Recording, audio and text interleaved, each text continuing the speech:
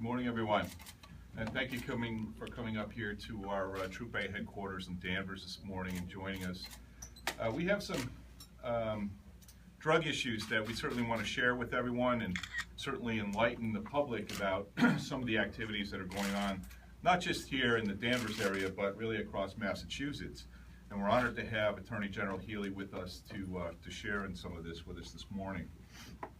You know, Governor Baker and Attorney General Healey have talked about a mitigation program for heroin abuse, that we've seen opiate and heroin deaths that have been at epidemic levels across Massachusetts now for well over a year.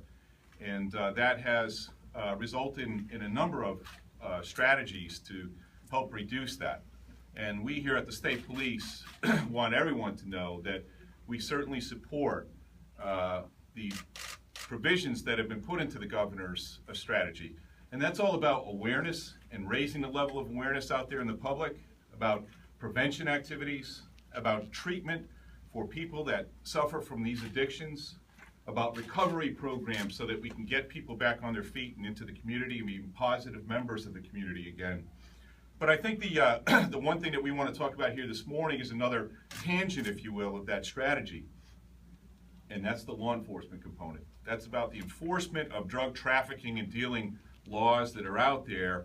And what you see out here laid out on the table are some of the fruits of that just over the last week.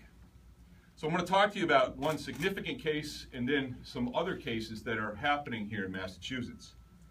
Early last week, the Massachusetts State Police Transportation Drug Unit and the State Police Detective Unit assigned to Attorney General Healey's office became involved in an investigation into heroin distribution organization operating here in Lawrence.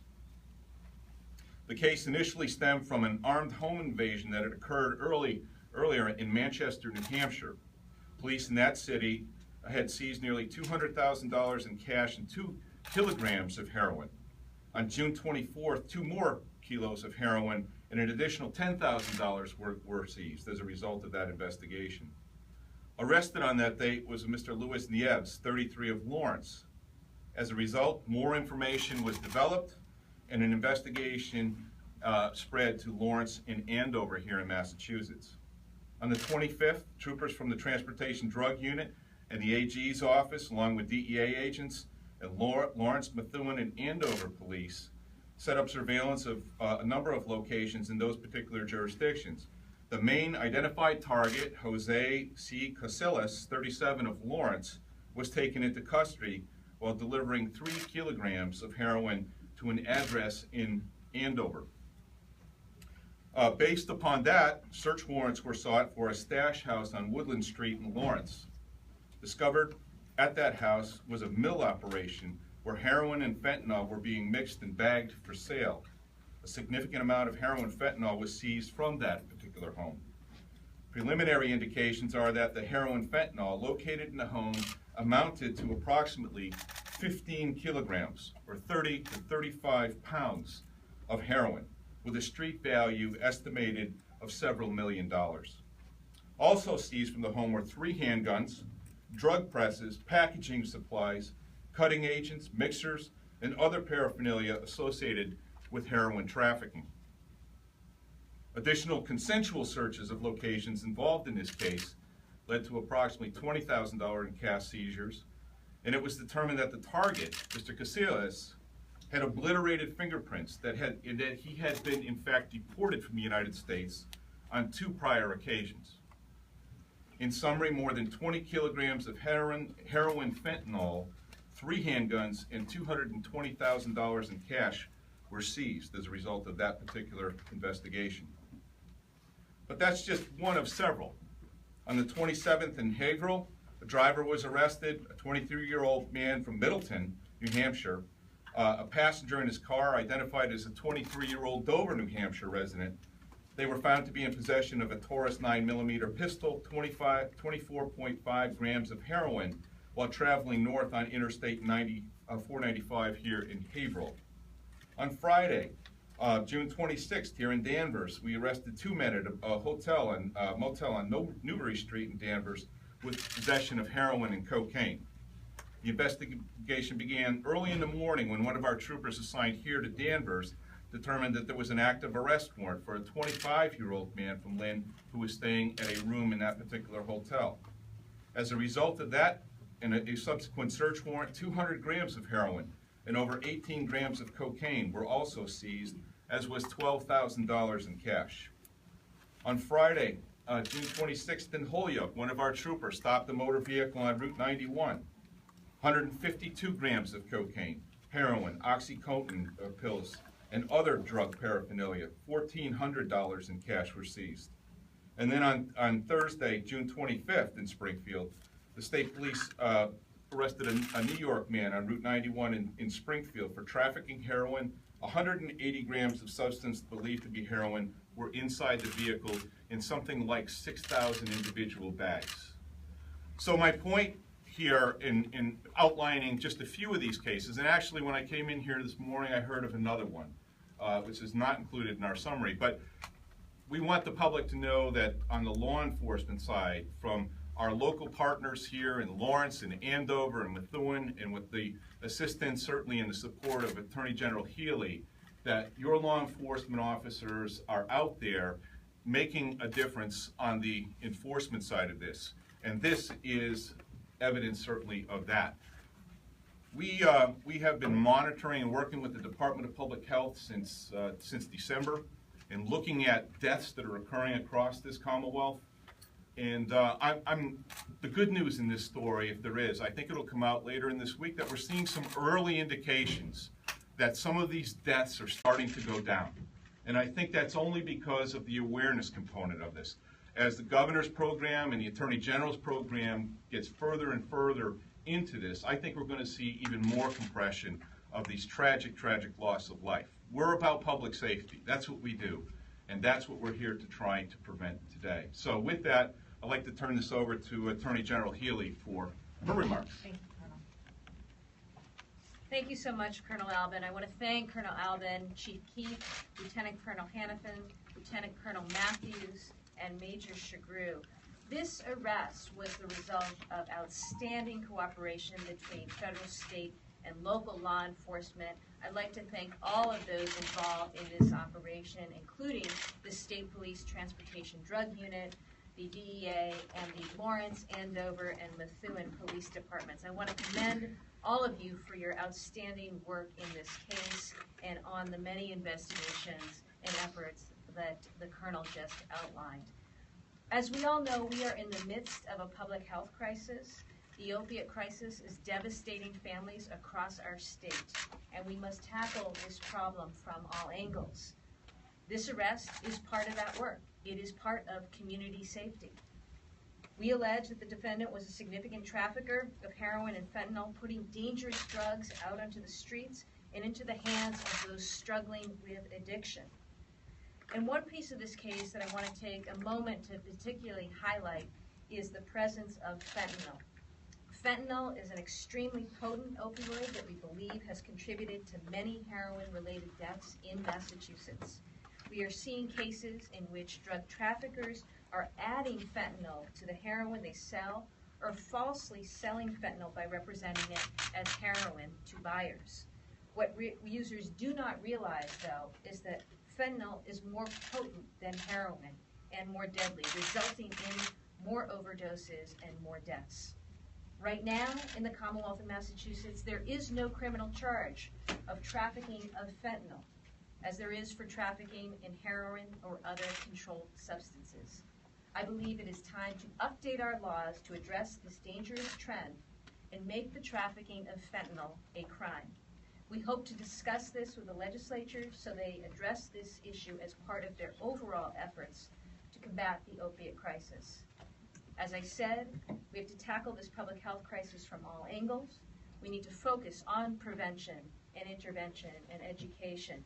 But we also need to break down the barriers to treatment for those who need it.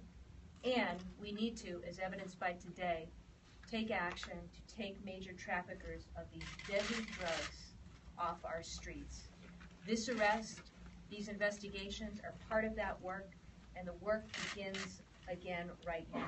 Again, I want to thank Colonel Alben, members of the state police, folks from the Attorney General's office, and folks from the Lawrence, Methuen, and Andover police departments for their outstanding work over the many weeks and months in the course of this crisis. I want to thank you for your bravery and your outstanding efforts in this case today, and thank you all for your continued attention to this important issue. This is about community safety and the health and well-being of families and communities across our state. Thank you. Thank you, Colonel. Be happy to take a few questions. Is it clear where the drugs are coming from? Well, most of them are coming from outside the country and coming over our borders and then being distributed here in major cities in the United States, in our case along the East Coast. Why is it that you think fentanyl is being added to the mix?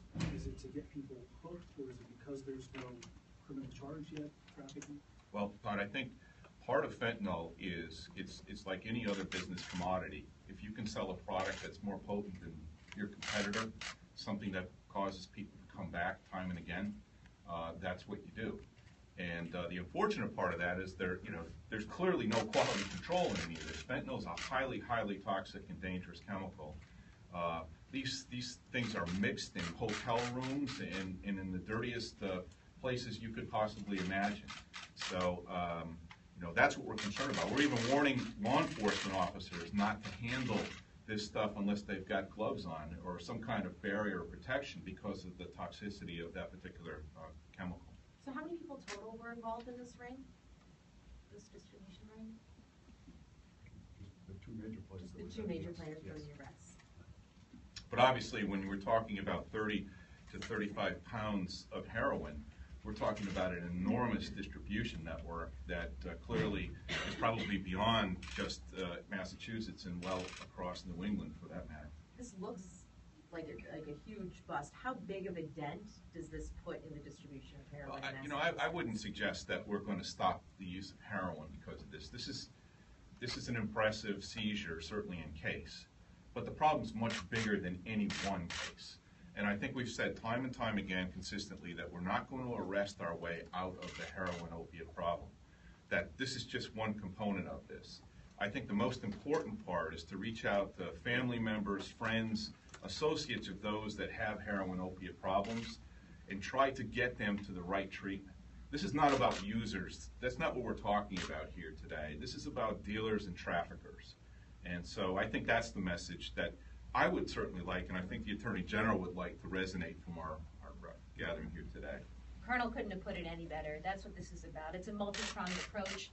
It has been working between and among our offices with regard to intervention and outreach and education to the public. This is a matter of public safety, and we are in the midst of a public health crisis. But combating drug trafficking is absolutely integral to our efforts, and you see the work of the state police and local departments today. This is very important in terms of being able to secure better safety and well-being for families and communities in this state. It is an incredibly lethal and dangerous substance, fentanyl, as of course is heroin. And we will continue to work together in cooperation to do everything we can to combat drug trafficking here in this state. When you speak about legislation for fentanyl, what are you thinking about in terms of punishment? Well, what we've seen with fentanyl is that it is increasingly prevalent in the ODs and the fatalities, and so given how dangerous fentanyl is to people here in this state, it is our view that it should be treated accordingly under the criminal law. And so that's why we're proposing to move forward with legislation that moves it into the kind of, and treats it in the way it should be treated, given the devastating and lethal effect that it is having. So we look forward to continuing that conversation, raising it with the legislature, and hoping that they take action as they look at broader issues of sentencing reform. Colonel, you talked about seeing a compression, a lowering perhaps of the number of overdoses. What's driving that? Can you expand on those numbers? Do you have any specific? Well, I wish I had all the answers to that, and I don't. But I would say that, certainly in the last 6 months, there's been a concerted effort on the part of the Governor's Office, the Attorney General, law enforcement, to impress upon those people I talked about, families, friends, associates, to get people into treatment. So, as an example, in December, I go by what we call suspected heroin opiate overdoses. This is gauged by our detectives who are assigned to the district attorneys across the state, going out to these deaths and categorizing them that way as suspect. So in December, we went out to 114 deaths like this that we attributed to suspected opiate heroin overdoses. So far in June, and here we are at the 29th, it's at 55. So today, it's roughly half what it was in December. Now, I hope by the end of the week that I can release more specifics on that, but I think we've seen a downward trajectory.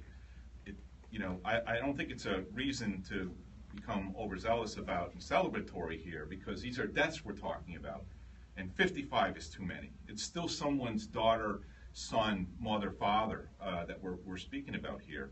But I think the idea that it is going down is a positive indicator. And I think with all of the initiatives by the Attorney General, by the Governor, by the Opiate Task Force to push this forward and get people into treatment, that we're going to make even further inroads into compressing this problem. And this has been a steady downward trajectory over the Well, last 6 months? Listen, it has since December. That's all I can say about it, and I think we're pleased with any positive movement. Chiefs in the Lawrence-Methuen area have been concerned about heroin and fentanyl causing a lot of the overdoses there. Is this bust that you made a major source of that mixture in that area? Like the Colonel said, I think it will slow it down. It's not going to stop it.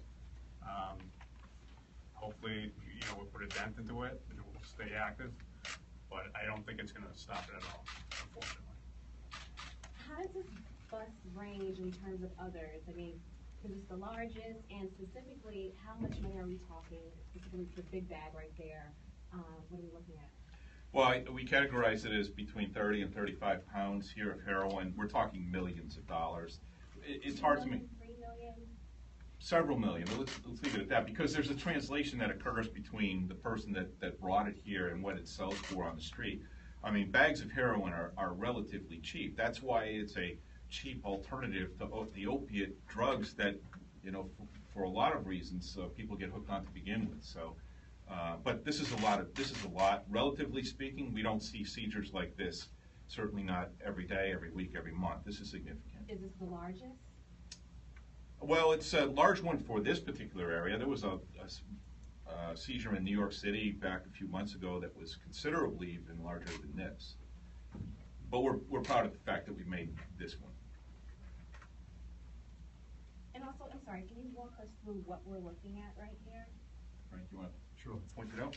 So if we're looking at the individual tables, if you will, the portion of the evidence that we have here is what was taken as a result of the execution of the search warrant on the Woodman Road location in Lawrence.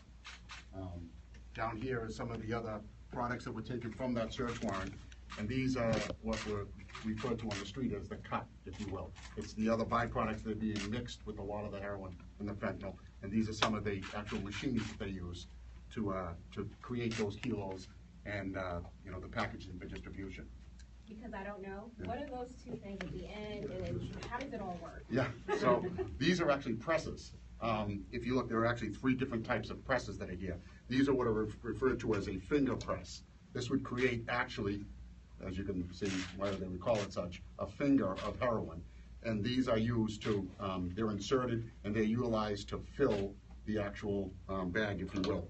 And this would be a kilo press. And that's approximately the size of 1 kilogram, 2.2 pounds of heroin or fentanyl. So, and again, as I spoke about, these are some of the mixture bottles that are used. It almost makes like a slurry, if you will. It almost makes like a liquid solution that is dried and then pressed into the presses. And this is what was taken in the Andover seizure down this end. So we've kind of broken them up into the 3 areas. And so some of the same products that are on that end is in this bag right here? Correct. Yeah. Any other questions? I was hoping to just ask you also about the terror warning on the 4th of July. And, it seems like a very serious warning. Mike Morrell was on CBS this morning saying he wouldn't be surprised if this time next week we're talking about attack. From your perspective, state police, what do you do with that? Well, I've answered this question, I think, repeatedly during the week, and I'll do it right up until Friday. We have a very robust security plan. It's a layered plan. There's not one component. There are multiple components. components to it. There are things that you will see and others that you won't.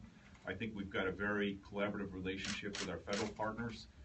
We'll be doing what we call scrubbing the intelligence for the rest of this week leading up to Friday and Saturday. That's going through everything that's in that data, looking at suspicious activities, reports, or individuals. So I think, Lauren, we're in good shape. I mean, there's no guarantees in this world of anything, but I'm really confident with the people, the team, and the work that we've put in, not only this year, but every year leading up to this. We get better at it every year, but, as our colleagues often say, it only takes one time to be lucky, and we can't afford that. We've got to be good 100% of the time. So I'm confident that we will. I think we're going to have a great holiday. And again, I say this all the time. We want to encourage people to come out and enjoy the 4th of July. Do not let this be a hindrance to you. Don't let people get in your way of enjoying it. I'm sure you get bulletins that cross your desk like this regularly. Is this a more extreme or a more severe bulletin than you usually get? Well, I think it's very, very general. The 4th of July is a big American holiday, large gatherings in communities everywhere across the country. And we've all seen what's been going on around this country and around the world the last few months. So, I'd be surprised if there weren't alerts to tell you to, listen, be on your guard. We're always on our guard. We're always trying to be vigilant and paying attention to detail. But you'll see hundreds of law enforcement officers down there on Friday and Saturday. They're going to be very prominently dressed. We want to encourage people. You're not inconveniencing anybody. If you see anything out of sort, anything that concerns you, we want you to reach out to us and let us know what that is so we can address it. Question for the Attorney General. Do you have any comments or thoughts on this morning's Supreme Court 8th Amendment ruling in light of the recent sentencing for Sarnath? No, I don't at this time. Colonel, with regard to Deer Island, any updates on the investigation and the identity of the top last week? Nothing on the identity as yet, Todd. I think what we're going to try to do as the investigation moves forward is to give out a little bit more detail. Perhaps in the coming days and weeks, we might be able to release some things about clothing or maybe even some photographs of that people that might be familiar with this child might be able to identify. And so we're going to be looking for public help with this, obviously. Have you gotten many tips in over the weekend of people talking about potentially missing children? We have, yeah. Yes, we have. I mean, we've been running down each of those through the entire weekend so far. Roughly 20, 25 so far tips that have come in, and we're still in the process of chasing all of those down. And those are primarily people who say, hey, this kid may be missing, take a look? Exactly right. Is it a sense that this child, no one had been reported that matched this description? Not as of yet. Thank you very much, folks. Thank you.